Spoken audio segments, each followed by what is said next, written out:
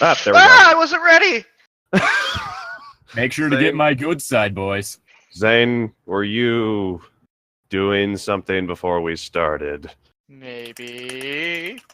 Okay, just checking. Hold on, I gotta pull up that game again real quick. I need to unzip my pants again.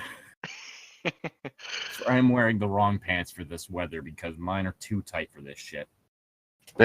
I'm actually wearing shorts Pants. today. I mean, All right, I'm Llytic. I'm Tom. I'm Space Spaghetti Cowboy, man. Zane's back, guys. Hooray. Yay. Yeah, he missed the other shit that went on, like me being so tired I was pretty much high. It was hilarious. Yeah, you missed that shit. Well, I'm sorry for having to go gambling. No, that was last week. That was Okay. that was when you were at a friend's house. Yeah, sorry for hanging out with my cool new friends, then. If you don't get that, I'm very upset with you. Friends, a new fantastic point of view. Stop, please. Anyways, Yeah, only one of us can be a Disney princess, Zane, and it's me. That's fine. I'm the one that has to be saved.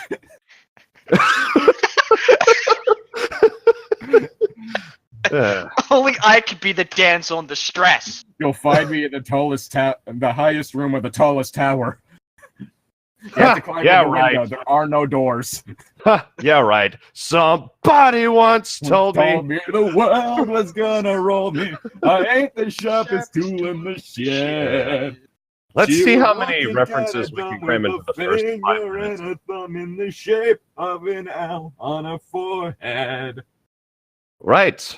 Let's read, shall we? Yeah. We're starting on chapter 14.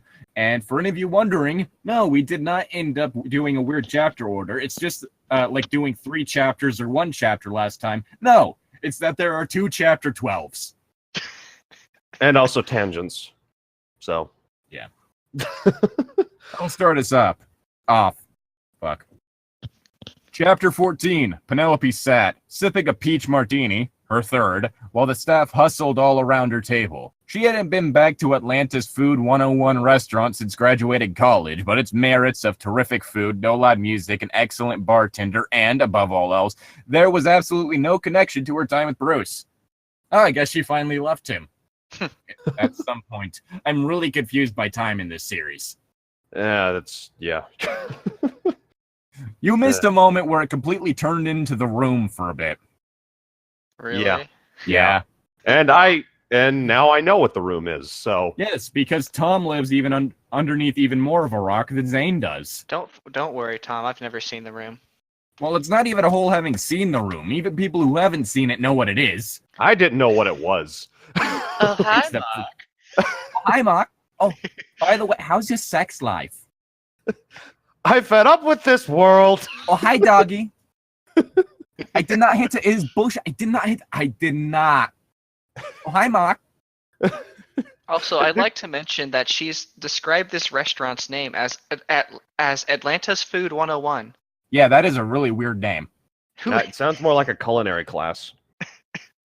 Maybe that's all they have in the back, underpaid culinary arts students. She had no few fond memories of the place. Fuck, I can't do, like, Tommy's accent for, like, other sentences. Maybe he's vampire. Oh, I need to tell you guys about the flying car that was originally going to be in that movie.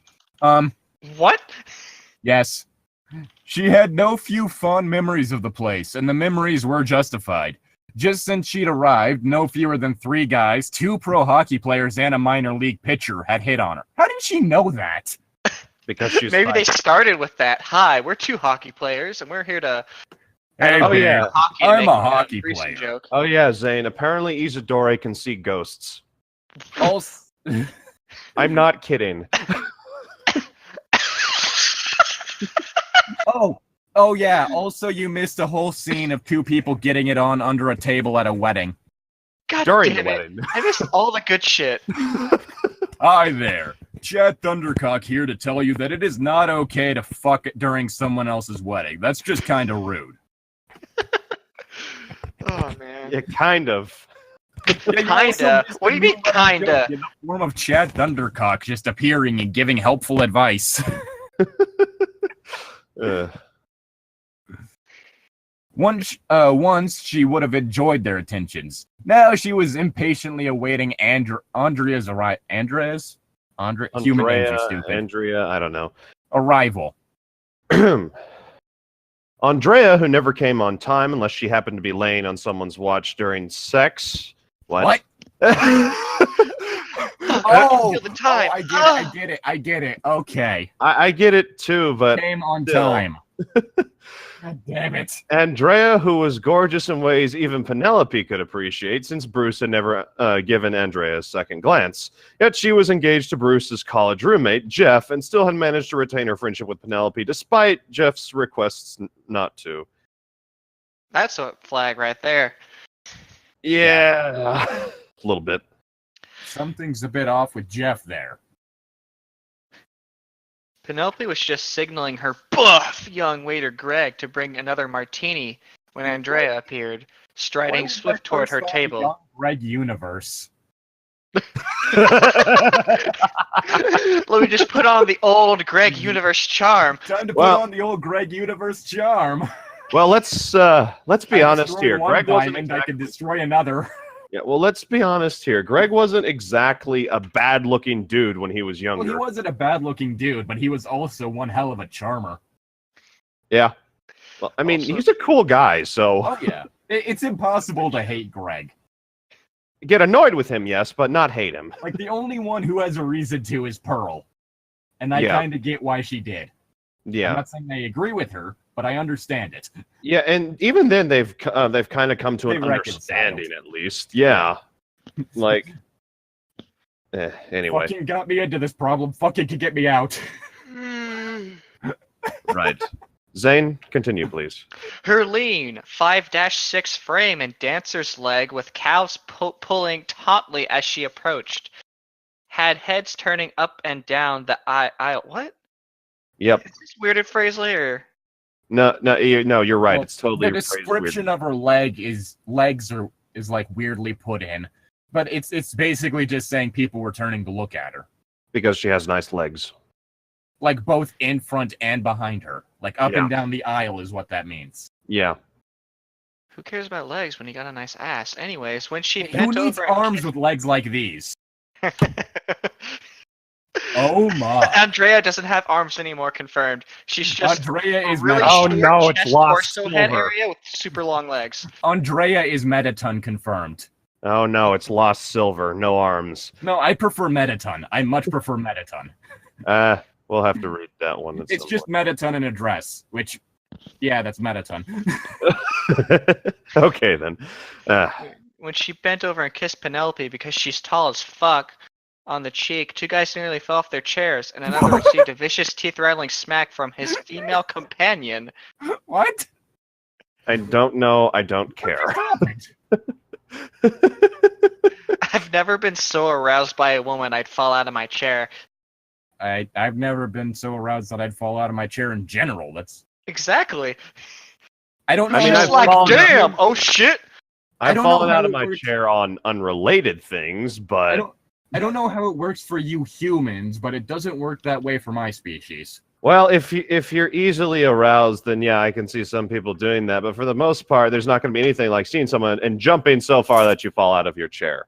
Because you're trying to be subtle about this. You never just stare at a woman and... Never mind, there's some guys like that. Yes, and we call those people neckbeards. Yeah. Yeah. Hey. What a woman. Luscious legs. You know, she'd look a lot better without all that makeup. My lady. This is taking a weird turn. Do you like my fedora? Oh my god. Stop. Milady. I haven't bathed in 5 months. Ugh. It brings out my god why. Anyway, Andrea was breathless, causing her chest to heave enough to seasicken even the mightiest of sailors.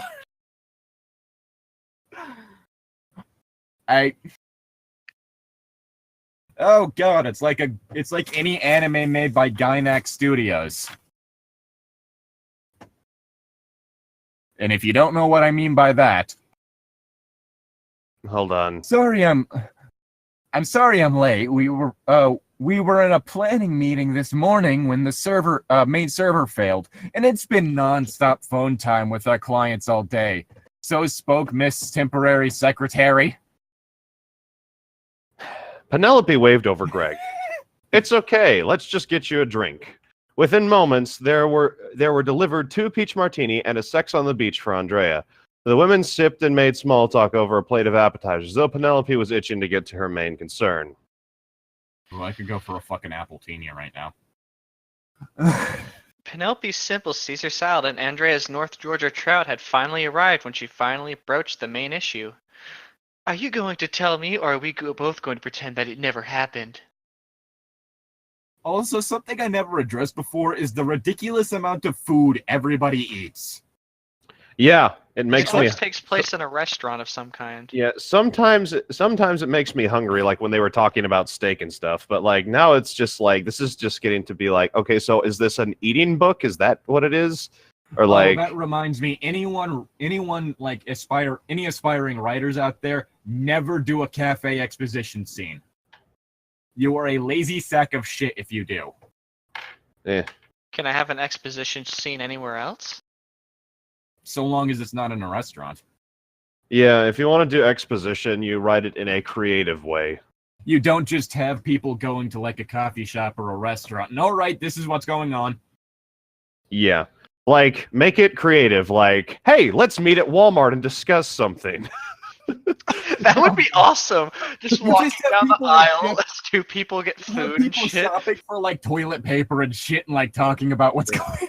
Yeah, just getting like, right, like they just grab like some stuff, throw it in the cart. Like, what do you mean by that? So like here's the thing. This is what we're dealing against. Oh, do you like extra soft or extra strong? Okay, it's like comparing prices on 2 different brands. Fuck it, I'll go with store brand. Yeah, no, that's a creative and fun exposition scene. You do something that also allows you to show the character themselves. You don't do something that's just like anybody could say this. Yeah. It's like whenever you have it like that generic walking moment in like anime openings, and it's like, wow, this tells me nothing. Yeah. Like this walking montage doesn't even give me a feel for the character through how they walk.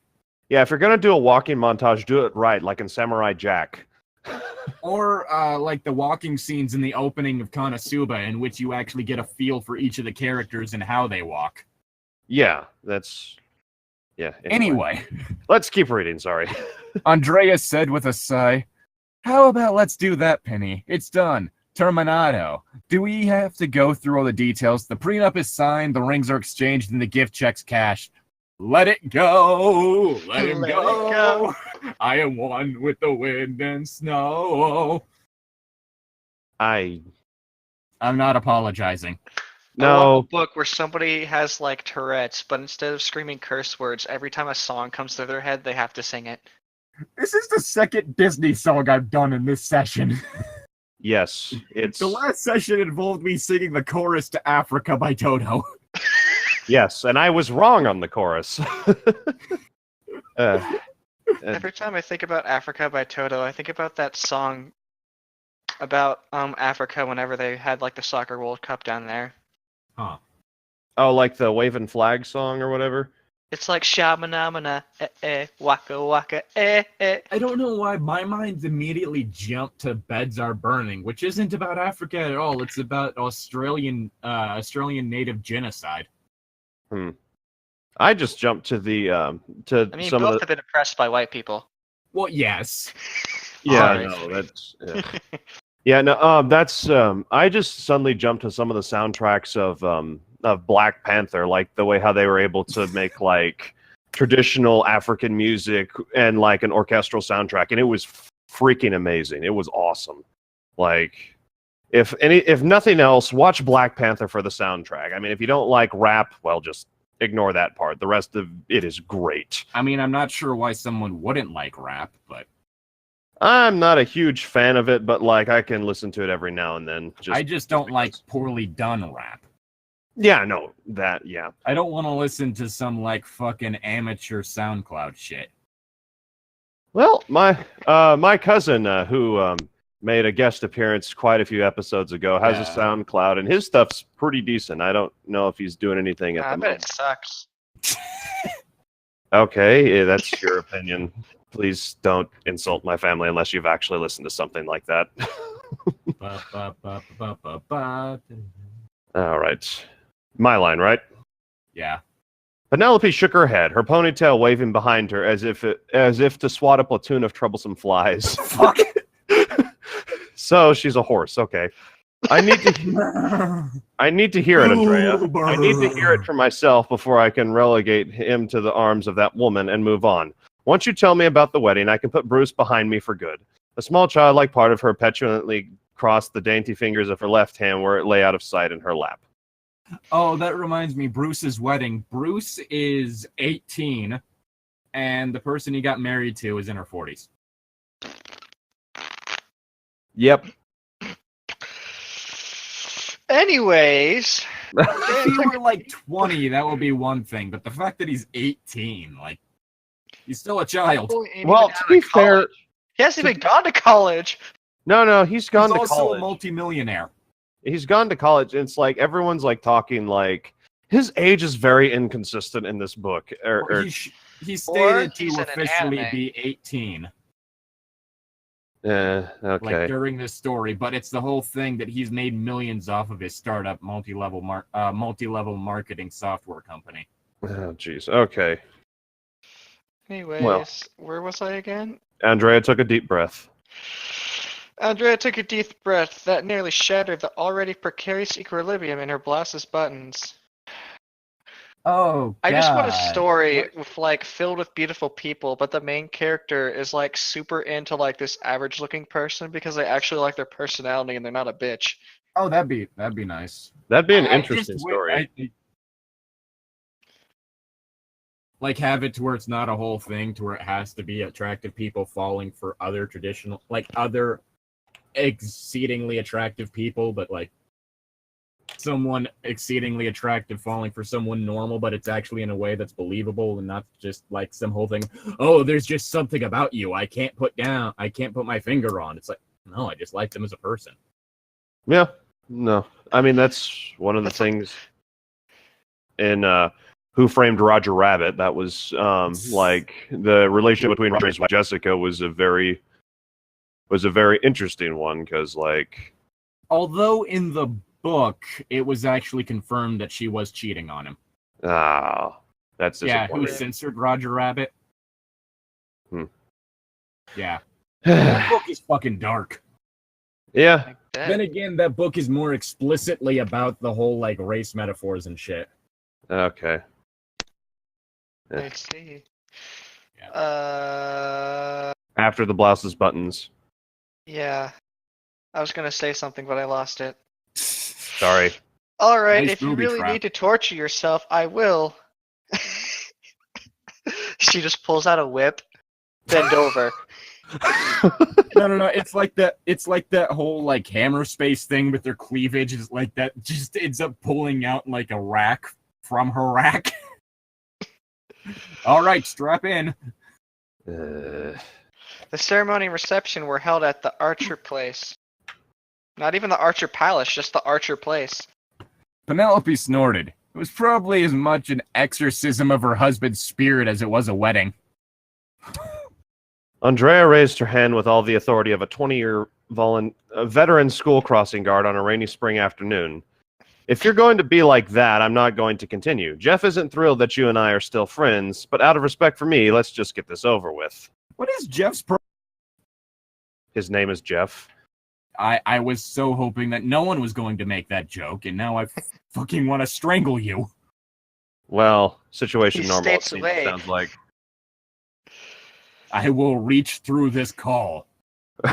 It was okay. Sorry. Zane, Yeah. Penelope you're nodded. one line. Sorry. Go on.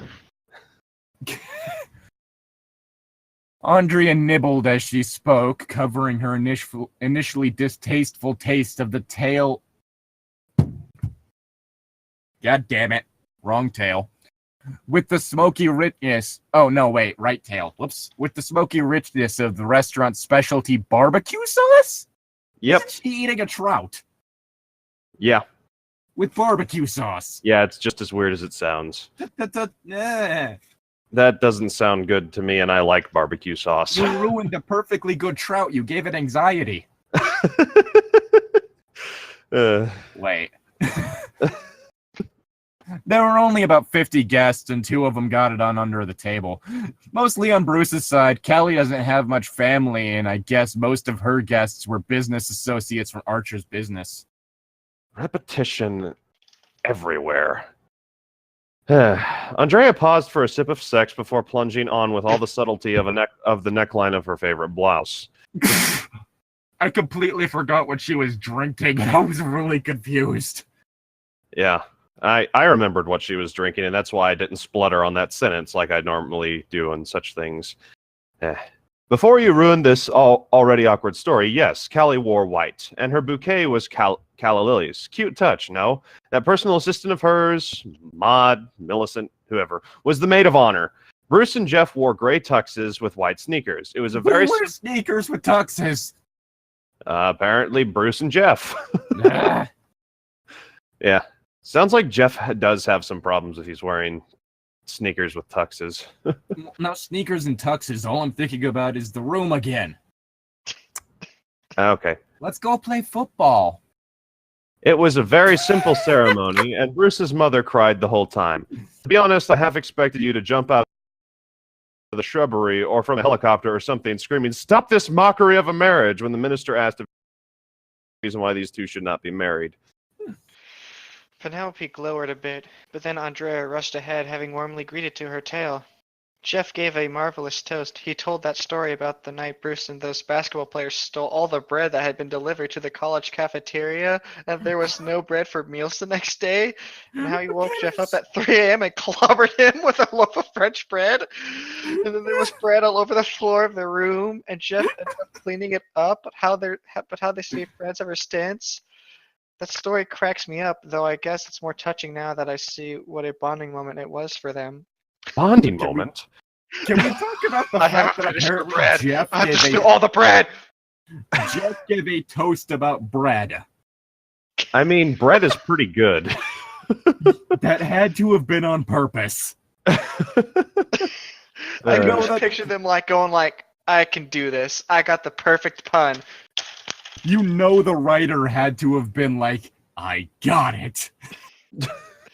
It's the perfect crime. I just imagine, one of those, crime movies where it's it flashes to, this scene of the victim and they see the killer reaching over them and, killing them with a knife or an axe or something. And now I just imagine, you're seeing from Bruce's point of view, he wakes up and Jeff, you see the bread and then you just see it just go over him over and over again.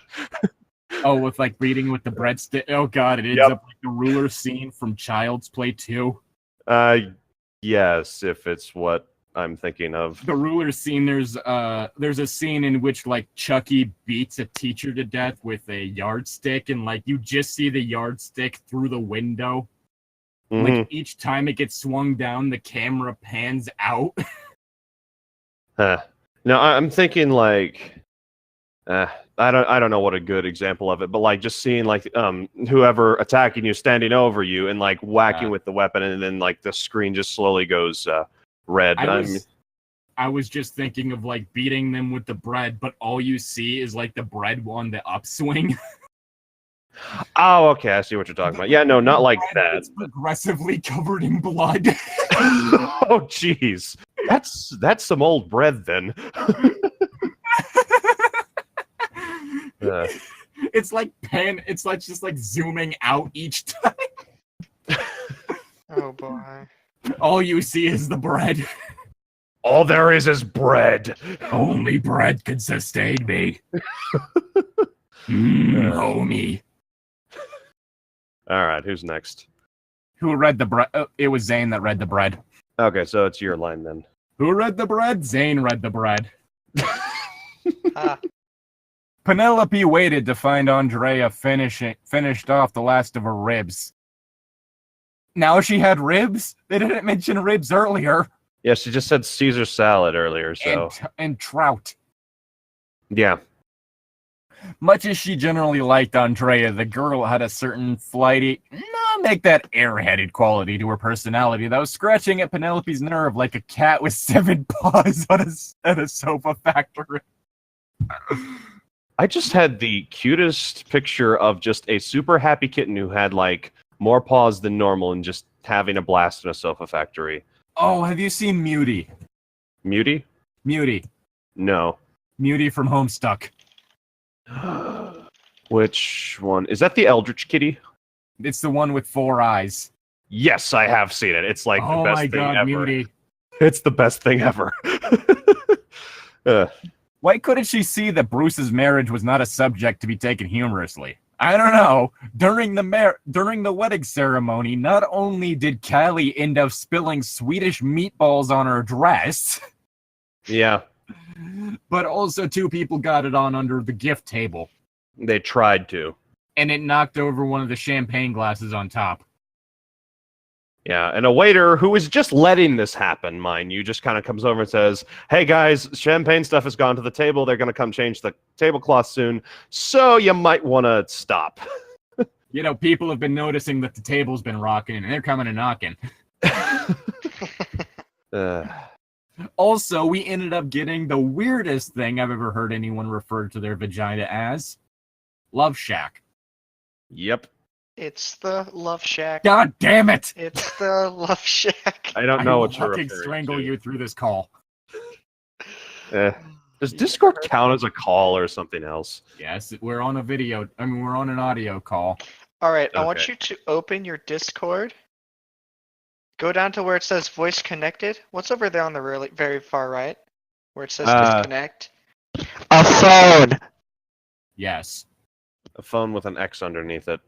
Yes, the phone. Okay. Yeah, And no, we I also get have you. this little picture from Don't Bully Me. How did I forget the name? You're going to have to explain it. Nagatoro. Don't Bully Me, Nagatoro. Hmm. Good choice. Okay, fine. It's a call. I'm wrong again. Twice in 2 sessions. Oof. Good taste in reference material, Zane. I absolutely love a series that actually tortures the main character. Andrea I have no sympathy for the protagonist. It's really weird. Andrea let out a burp, not so manly a belch as to attract undue attention to them, but not so ladylike that 1 or 2 heads did not turn their way again. Wiping her mouth Somebody burps! God damn it! Wiping her mouth delicately and fiddling about with her few tiny fish bones on her plate, she went blithely on. And their vows There were were so... fish ribs that she was eating? That's not a lot of meat. Fish with barbecue sauce. And she was focusing on the ribs. Why would you ruin barbecue sauce with fish? Why would you ruin fish with barbecue sauce? That too. I said the other thing because I like barbecue sauce better than I like fish. It's like ruining pizza with bananas. I have never tried pizza with bananas. Don't. It sounds weird. Or ruining a hot dog with ranch dressing. Why the hell would someone do that? Ran out of ketchup. Oh. I ran out of ketchup. Time to use a good old ranch dressing. And let me tell you, something like that, you put ranch on it, you just look at it, it's like, oh boy. Yeah. This is awkward. Yeah, that sounds... Anyway, I'm going to keep reading if you don't mind. And their vows were so lovely, Penny. They wrote them themselves, and I never knew a computer geek like Bruce could be so eloquent. I don't think he wrote it. He had a program write it. Yeah. He wrote a program to write a beautiful speech for him. He wrote an algorithm to create his wedding vows. That would make more sense. Callie went first, and she said the loveliest things about Bruce and them and their relationship, how he had pulled her up from the deepest depths of her mourning and given her reason to rise from her bed in the morning light, and yet still more and greater reason to return it at nightfall. She swore to love him all the days of his life. I Okay. I mean... Penelope's mind decided that this was a fine moment to play heckler to this divine comedy. Wonderful. She means to outlive his husband, too. This husband. Bear in mind, she's 40. He's 18. She's gonna murder him. Well, He stabs him in his sleep. it's hinted that her previous husband was not an accident. That something happened and he just Was died. it? I can't remember anymore. The story is written deliberately out of order. I'm kind of keeping track of stuff that's going on. It's seeming to be more like a mystery than anything else, honestly. A mystery with poor writing that's more like the trashy romance novels you can buy at Walmart for like $3. Oh, God. My Some favorite. white grandma out there would have loved this. Gonna have this on their nightstand. Oh, Read it in jeez. the middle of the night while watching Days of Our Lives.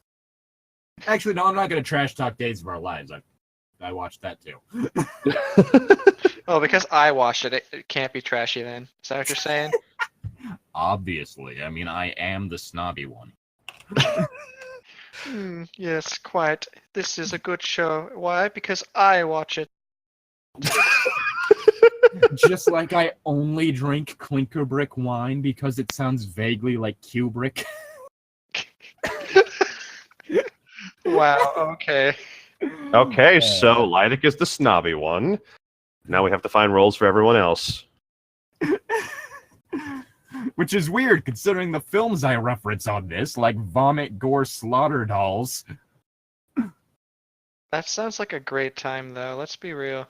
It's a movie about a disembodied penis that comes to life and rapes a whole bunch of women. Cool. Yes, I remember you mentioning that. Yeah, remind me never to watch that movie.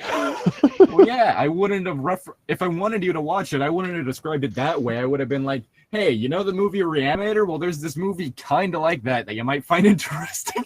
I wouldn't have gotten that either.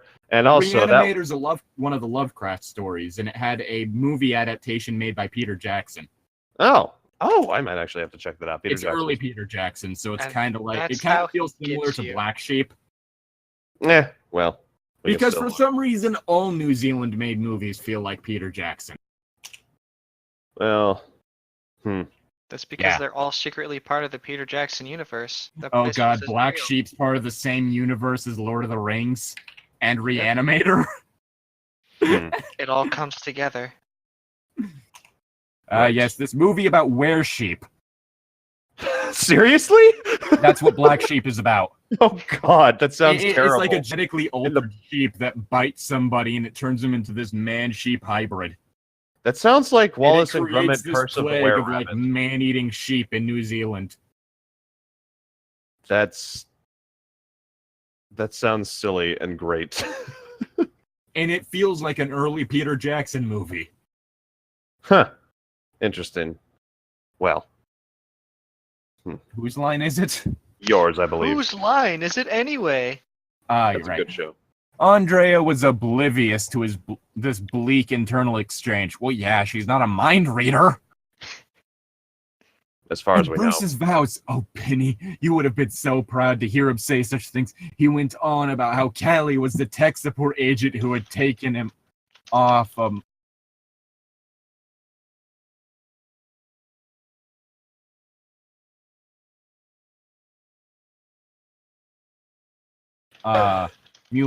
Musail's whole. I would have cringed so hard if someone said I would that at have their downed wedding. my champagne in one gulp, and I don't drink. Again, that's gonna make it really interesting if we ever try to do the Twilight drinking game, because I'll be the only one drinking. Unless we wait till Zane's next birthday.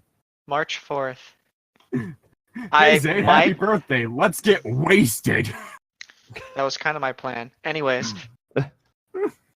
Spring Because the break. Twilight- If you want to do the drinking game during Yeah. spring break, because my Yeah, the birthday's around that Twilight- time, we can do it.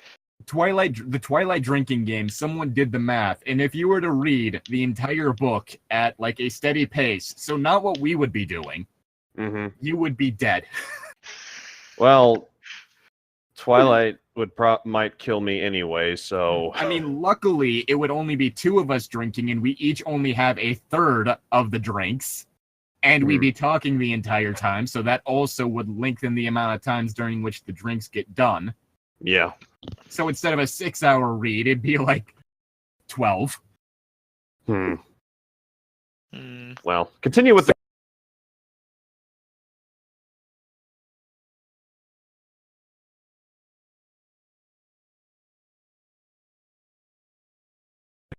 cringe, please. Die. Probably. Oh, 100% compatible with life, the universe, and everything. I was so moved I made Jeff quote every text specification he can remember while we made love that night. Motherboard. Ugh. Give me more of your RAM. Stick it in my USB port.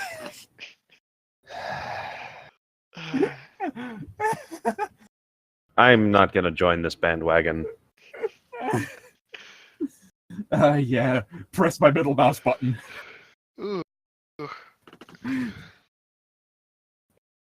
Flick my scroll wheel. Stop. Please.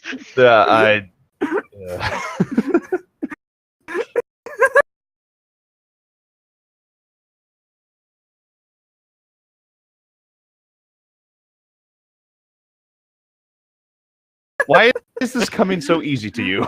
You have no idea how hot that stuff can make a girl.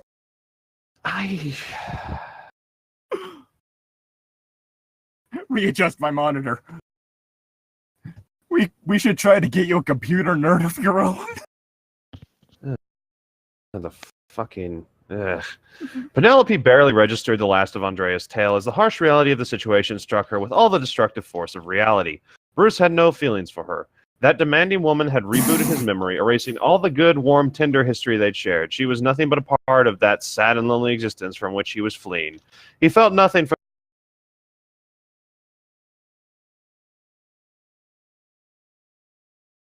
the time they'd shared, nothing for all the amazingly raunchy and kinky things she'd. His explorations had introduced him to one of the many particularly exotic forms of foreplay that had kept them abed on many a night and many a feigned sick day from work. Penelope's vision slowly closed in on her, leaving her finally aware of only two things. Andrea licking her lips while describing the decadently delicious German Black Forest wedding cake. The thought, why did Henry Archer have to die? Why couldn't it have been Bruce? Jesus Christ! I wish my ex were dead. With that, she lapsed into unconsciousness, earning a bruise on her forehead from her fork and a crouton up her nose before Buff Greg. Buff Greg's here to save the day! You want to hear about my band? Carried her to the manager's office and called 911. Well, that escalated quickly. That was weird. Why the fuck does my nose feel so funny? You had a crouton Oh stuck God! up there. The next lines. Oh. I just got a slight aneurysm looking at it.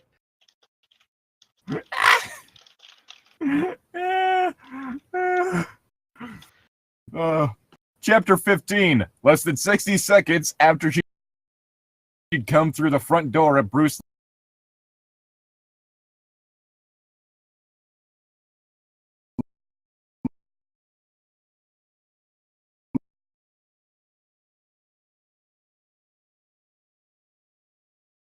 Lucen and Callie Archer's wedding I guess I reception. am. Yvonne Perrin knew just she was in time trouble. to dodge a beefy-faced and obviously drunk man who was trying to kiss her. I'm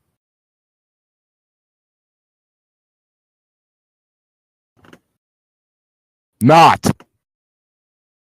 Okay, for those of you wondering, and who, there are way too many spaces in this particular section. Basic way to put it, and it's only at the end of paragraphs. Basically, it's like they basically put it at that setting in which it's paragraph to fit the page. Yeah. So the spacing in it is set up to where no matter how short the line is, it fits the width of the page. and it's giving me a headache. You remember me. I'm Uncle Roger, he said. I was at the rehearsal dinner.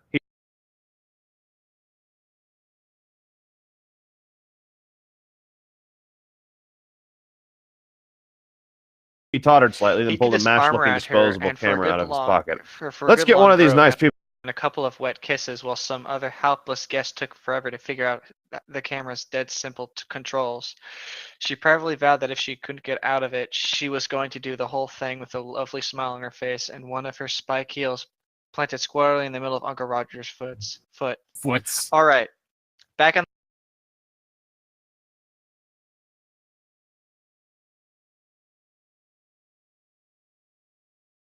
the idea of like really beautiful people dating average-looking people. I want to date somebody who like Doesn't that already couldn't give well, less no, of a shit actually, about that. typically when we end up with stuff like that, it's like the hero worship, like the hero worship type thing. Like you see that stuff a lot in like the anime. Not that exact.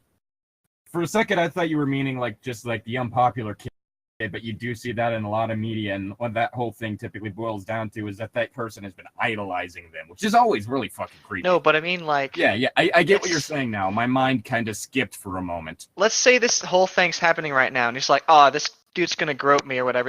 He's gonna look at my like cup of feel real quick, right?" Mm-hmm. Just he takes like an average photo, just respectable and everything, and then just walks away. No. And then she's just like, "That man didn't even grope me. The fuck?"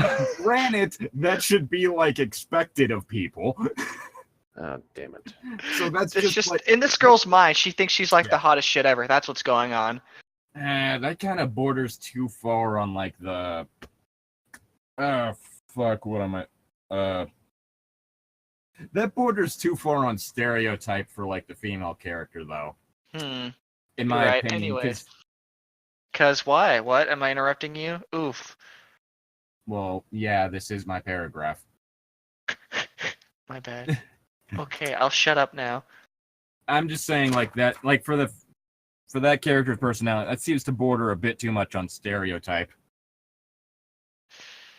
Yeah. I could understand like the uncomfortable around men thing, but not like the thinking they're the hottest shit ever. Yeah. That's just me.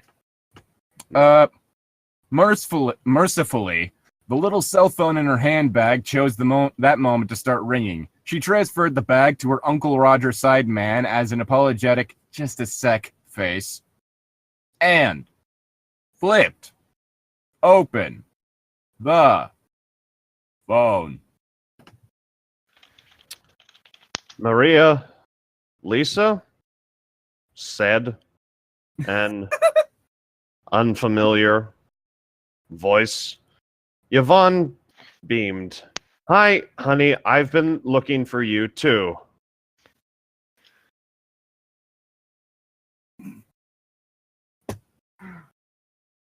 Wait. Oh, is it my line now? Yes. Oh, I was getting ready to respond. Cause, do you know what this name reminds me of, Maria? What? The human chick Shadow was obsessed with. Oh, Shadow the Hedgehog. Oh, shit. Maria! You know I who am I'm the talking ultimate about? life form. Yes! Oh my god. Oh, there we go. Yeah, okay, just took me. I'm Oh. just thinking like, Maria! Now I have the theme of Infinite stuck in my head because my immediate thought was other edgy Sonic things. Oh boy. Curse Anyways. of the Werehog. Oh, God. Maria. Estas? The guy on the phone sounded urgent. Thought it was probably why he dialed the wrong number. Estoy en mi casa. Necesito ir a mi trabajo. There are right now. Yvonne turned and made a quick. This is going to take a teeny bit longer gesture to Uncle Roger. Then went back to make the call. Tell them to wait, and I'll be right there. Por favor, Maria, estoy muy tarde para mi trabajo. Sweetie, where are you? I'm right by the front door. Still your line. Yeah. Oh, It's just now centered. Yvonne stood on tiptoe and she scanned the room, looking for a good escape route. The big arched doorway over to her right looked promising. Just tell me which way to go, and I'll be there quick as a bunny, she told the guy. He let out a furious burst of idiomatic Spanish and hung up hard. Thanks, honey, I'll be right there, she caroled and snapped the phone shut. Gotta run, she told Uncle Roger and took off through the crowd.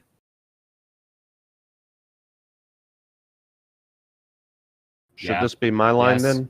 It All right. is Ah, Tom okay. S. Thomas. Yeah, I haven't heard that one before. Thom. She should have known, Yvonne reflected bitterly. God knows Callie had emailed her enough pictures while the wedding was in its planning stages. Trouble was, she'd never been able to get the attachments to open. They were bin hexed or something like that. Probably virus. But even without seeing... No, this is a different paragraph. Is it?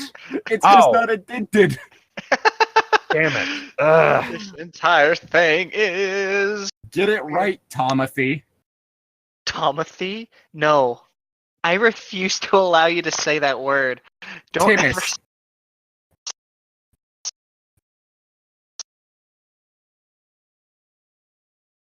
say Tomothy Timmis. again, Tedrick. please. Occurred to her that if anyone in the world were capable of picking out non-sucky bridesmaids' dresses, it was Callie. And so she discovered when she had arrived at the church and gotten a glimpse of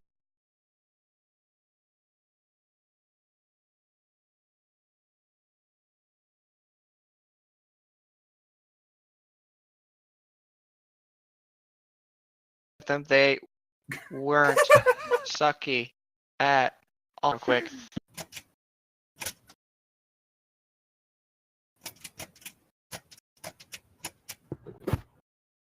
After all this time, you're back for more. Ah, shit. Now I'm gonna look up the theme of... Alright, much better. The problem. Oh, Lord, she said out loud. It's practically the same dress and hat. She'd had just enough time to dash back to the car to grab a lightweight shawl she'd providently left lying in the back seat 2 weeks earlier, then come back and find an out-of-the-way seat at the rear of the church. During the ceremony, who'd been looking at her.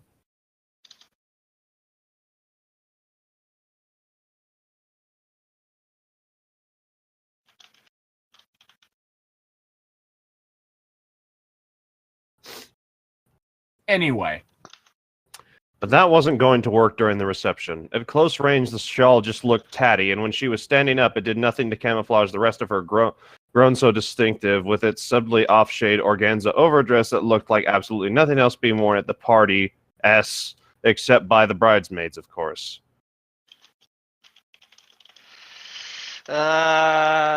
Sometimes. Oh, it's still your paragraph, my bad. Mm-hmm.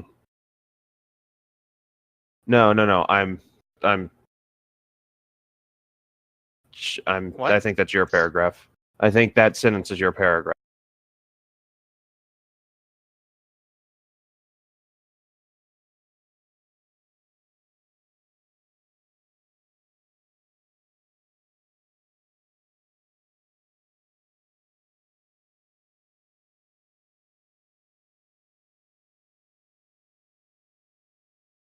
Sometimes life is there we just go. not fair.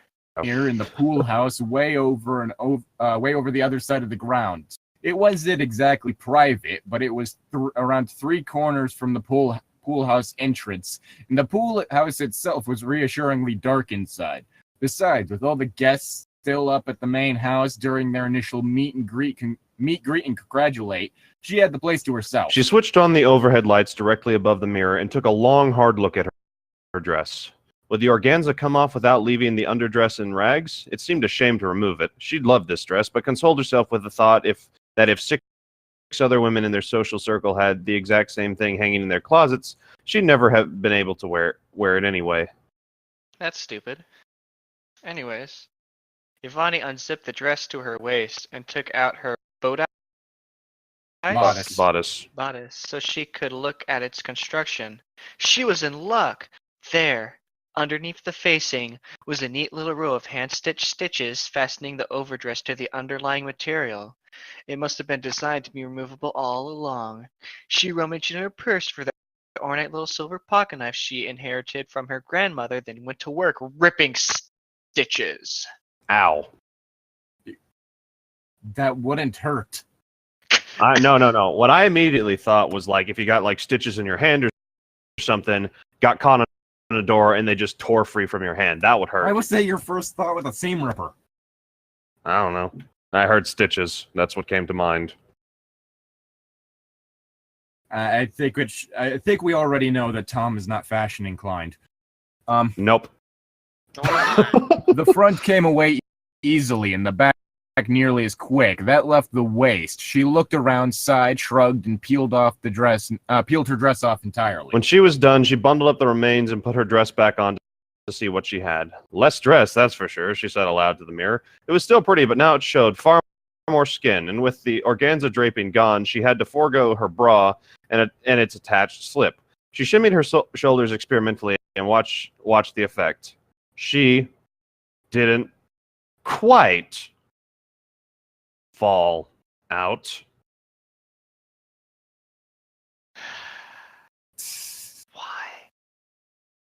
Why not? The matching organza sun hat would have to go as well. Before it had matched the dress perfectly. Now all it matched was an oddly forlorn-looking roll of fabric she tucked safely away on the high shelf. Yvonne started carefully removing the hat pins that she had secured What the fuck? the hat to her elaborate hairdo. That was fucking weird. Uh, Let's see. The minute the hat was off, her glossy red hair came tumbling down around her back and shoulders. Ivani sighed in exasperation. In this humidity, she could see it was already starting to curl. She twisted the unruly red hank into a loose knot at the nape of her neck, tying it off with the hat band and cluster of silk flowers from her cast-off hat. Very nice, a male voice said lazily from somewhere behind her. It says a lot for a dress that I don't mind seeing you put it back on. That's creepy. Yeah, very creepy. I feel uncomfortable. This one picture I sent to the chat earlier. I need an adult. Aren't we all technically adults here? I need an adult. I'm technically hundreds of years old and I need an adult. Huh. Weird. He's just a big baby. Anyways, I lost it. Yvonne gasped. Page. Yvonne gasped and whirled around, looking for the source of the voice while she groped her tits, behind her for her long hat pins. Who?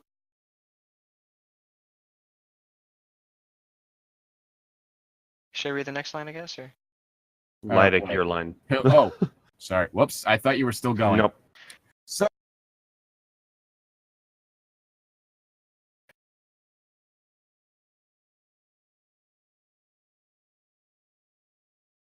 Sorry. No. Oh, well, okay. There we go. Yeah. I think we scared it Craig broke. off again for a bit. Let's see. I think I'll redo my paragraph. Okay. Yeah, Craig ended up going offline for a bit. Any of you wondering? So, I mean, y'all probably can't tell because of the wonderful editing that Llytic does, but... In which I leave in a section in which Tom has to duck out and I just start singing 500 miles. And then I try to come back and my mic isn't exactly working, and then it's very awkward. Or I leave in a moment in which Tom says it's wet, Mom. Yeah. Okay. Not too dark to make a phone call. You're blinded by those overheads. Inside her head, a little inane voice was busy calculating. I had to slip on when I took the dress off. I put the dress back on over the slip. I pulled the slip off over my head while I still had the dress on. He didn't see much. Another voice was saying formal wear. He's either a guest or he's an employee who has something to lose. Still not safe, but maybe I'll be okay. Keep him talking. There's a knife. Where's my knife? Where's my phone? It's something that wasn't exactly a voice, but was thinking something like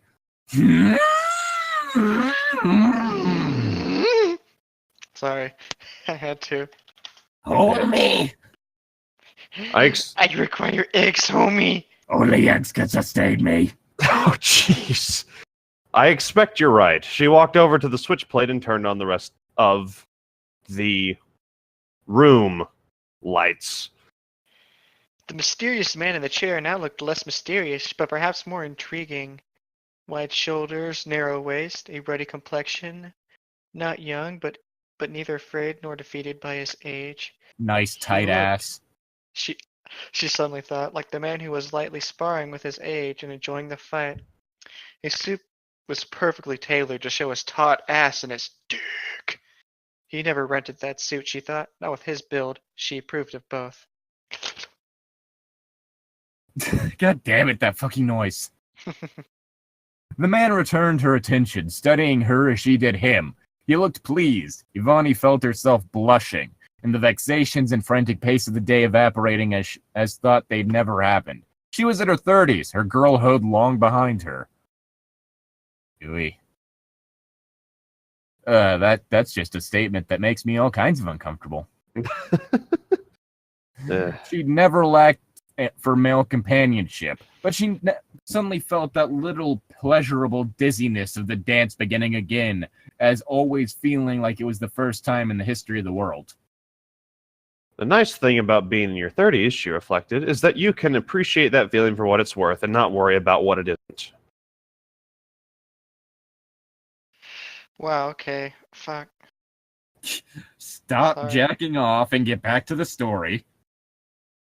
But that's too hard. The memory kicked in. Richard Isaacs, she said, I've met you. One of Bruce Lucent's parties. Stop. Yeah, Zane, stop. Why? His smile widened. Ivani, he said. I didn't catch the rest of your name. Well, she didn't throw it yet. It was noisy. You were wearing green silk, the exact shade of the philodendron hanging behind you. She laughed then, feeling absurdly flattered. And walked across the room to offer him her hand. How do you do? She said. I'm pleased to finally make your acquaintance. He took her hand and held it lightly in his own for a few seconds. I'm afraid I really am going to have to ask for forgiveness, he said. I should have said something when you came in, but I didn't. And after that, I was fascinated. I had no idea that women were capable of transformation on such short notice. The Fly style. Her skin melted as she turned into a giant bug monster. Oh, God. I didn't know women could transform so fast. I'm becoming Brundlefly. That's because I'm not a human woman, just her face just detaches. And then she eats him. Like a praying mantis. Yeah, Just decapitation. devours his head. You mean my dress? I had to. I was ambushed. What kind of ambush makes you take your dress apart? I want to take his face off. Face off. Please don't remind me of that movie. Why? I don't know what movie you're referring It's to. John Travolta. It's over-actor John Travolta pretending to be over-actor Nicolas Cage, and over-actor Nicolas Cage pretending to be over-actor John Travolta. Wait. The face swap thing or whatever? Yes, face. Oh, okay. And you can't say it without doing the hand gesture. I haven't seen the movie all the way through, but I saw the final You need fight. to. As Ivani walked back to the narrow shelf in front of the mirror to collect her bits of belongings and stow them back her purse, she said, I cleverly deduce that you weren't at the wedding ceremony. You are correct. What did I miss? Off. Bridesmaids, 6 of them, every one of them wearing the same dress. And hat. Yes. His jaw dropped. My God, isn't there some kind of law against that? There should be. Bridesmaids aren't supposed to dress like human beings. I am automaton. Then what are they supposed to dress like? I have no idea. They're I not don't supposed think to he dress does at it. all. Just go in there in their birthday suit. That'd be a really concerning marriage. Yeah, that would be. You'd think, wouldn't you, Yvonne said, but Callie picked them out. He shook his head, and then a thought struck him, and he began to laugh. Bridesmaids aren't humans. Bridesmaids aren't people. People aren't people. Yvonne watched, feeling a little wary. Share? She asked. I was just thinking that you're being terribly brave. My first wife once wore the same dress worn by just one other woman at a party, and she sulked about it for a week and a half. If she'd arrived to find 6 other women wearing her dress... Spontaneous human combustion. I hate it when that happens, Yvonne said solemnly. I'd always wondered what caused it. Then a brief silence fell between them, and she found herself wondering self-consciously whether she was keeping him from the party. Just as she was wondering whether she should say something about it, he said, This is lovely, and so are you. But should I ask whether I'm keeping you from the party? What's with all these, like, throwing in, like, little, like, compliments? Like, the fuck? Who talks People like actually do that? It's a classy party. You're supposed to do that. In the same room where you just watched this woman technically undress. Yeah, that seems a bit awkward. I mean, I can understand not having the whole freakout thing because that's always a terrible scene. But Welcome to Atlanta Nights, where everyone's a terrible person and everyone just accepts it. Oh, she said, at once relieved and afraid she looked too relieved. I was about to ask you the same. I have no obligations besides attending, and if I know Bruce and Callie, this party will run through tomorrow morning. How about you? I'm here for the party. I do have one other item on my agenda, which is try to have a conversation with a former business associate of one of my former business associates. He grimaced. A man named Roger. Rabbit. God damn it. I don't know his last name. I'm supposed to recognize him from an old snapshot they found in the files. If The it's Uncle X-Files. If it's Uncle Roger I met as soon as I if it's the Uncle Roger I met as soon as I came in the door, you're too late. He's left already? He's 3 sheets to the wind. That was the other reason I came back here and started hacking my dress apart. Oh. You still have wait, what the fuck? What is going on? I don't Why think is any that of us one know. not tabbed? Because the story sucks. Yeah, Richard studied her bare shoulders. Oh, so he's the reason why people are always upset about shown bra straps in schools. My school had kind of a dress code, so Most schools do, and it's always that weird thing about shoulders for some reason. well, the high Which school makes no goddamn sense. the high school I went to, everyone had to wear jeans and polo shirts, boys and girls alike. That sounds like hell. Meh. mine was like khakis and like polo shirts too. We weren't even allowed to wear jeans. Oh, God. I That think sounds terrible. it sucked. Let's see. Anyways, And this is supposed to discourage. Why would shoulders encourage? They're Yeah. fucking shoulders. Everyone has shoulders. Oh, yeah, that's a fucking sexy shoulder right there. Yeah, let me get up and... I'm sure it exists somewhere. Stop. Yeah, Zane, stop. What? It's supposed to put a crimp in any further rounds of, hey, sweetheart, didn't I meet you at the rehearsal dinner? Ah, he said. Now I understand. You took off your uniform and buried it. I do the same. Exactly, I'm a non-combatant. Now, should I look at this snapshot of yours? I think I recognize him if I saw him. Richard shook his head. I left it behind. He picked up a cane she hadn't noticed he was carrying and got up out of his chair. He was moving a little stiffly. I don't remember that from the party, Yvonne said. When were you hurt? An auto accident. Nothing worth mentioning. I'll get over it. I just haven't yet. Oh, God. Ugh, that was the most cringy line ever. And it's still yours. Really? Yes. He looked over to what Giovanni had taken for a section of wall. Could you turn out the lights? There now. Good. This is the louvered window. You can see most of the yard from here. Tell me if you spot Uncle Roger. Here in Mr. Rogers' neighborhood. Richard started turning the crank that would open the louvers, and Giovanni came and stood beside him. She abruptly realized that she was close enough to smell him. A good smell, hard work and clean skin, and a hint of Old Spice. And to feel the slight radiant warmth of his body, there in the darkness. There was a single sharp knock in her chest, as though her sternum had been kicked from the inside, and for a moment she closed her eyes and fought to keep her balance. She'd been roundhouse kicked by his body. Her heart was hammering so hard she thought he must surely be able to hear it. I can read.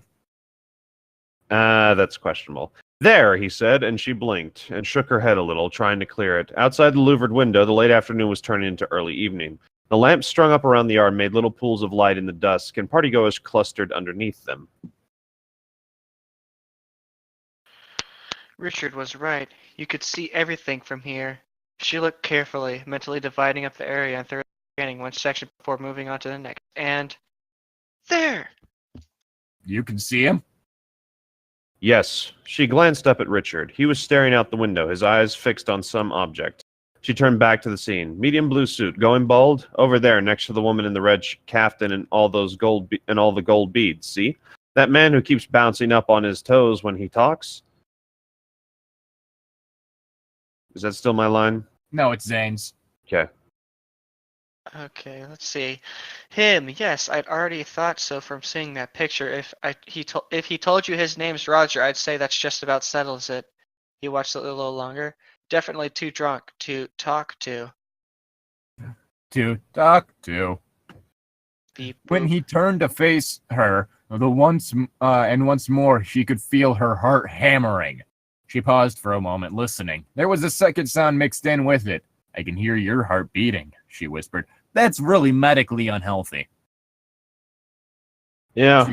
And impulsively laid her hand on his chest, groping him. She put his arms around her, and pulled her close. And then they kissed. And for a while, the rest of the universe went away. When they broke the kiss, the way he looked down at her was like someone reading, and he looked at her for a long time. As a matter of fact, no. Call me Ishmael. I don't do this sort of thing often. He kissed her again. Neither do you, he added. What? Yeah, I see the little space. It's. Thank you, Giovanni said. I was just about to say something stupider than that. What do you want to do? A lot of things. Take my hand. You can't really see in the dark, can you? There's a door over in the corner. It has a lock on it.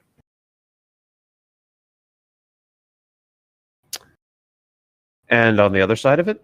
A big lumpy old sofa and a dead TV set and something even better. The was a good one. Wait, the Moby Huge. Oh, jeez. What's that? What's that? She said, feeling for the wall. She heard the door open in front of her. A fuse box switch that'll turn off the power to the whole poorhouse. Nobody will come bothering us if they have to make their way through a couple of unlit rooms to do it. And then they just pull out their phone and get there anyways. I think this is like pre-smartphone. Touche. Oh, Even- you are clever, she said. Are you sure you haven't done this before? I'm sure. It's the sheer inspiration that's making me ingenious. Pretty sure even with like flip phones and stuff, you could still use the screen to kind of shine a little bit of a light, but Home stretch. a long time later, he shifted position, kissed her neck and ear, and murmured, "I lied." What? I just remember that stupid gif. I lied. I lied. Anyways. Past pluralfect subjunctive, she said sleepily. Subjunctive. Subjunctive, she said sleepily. What did you lie about? The not doing this very often part.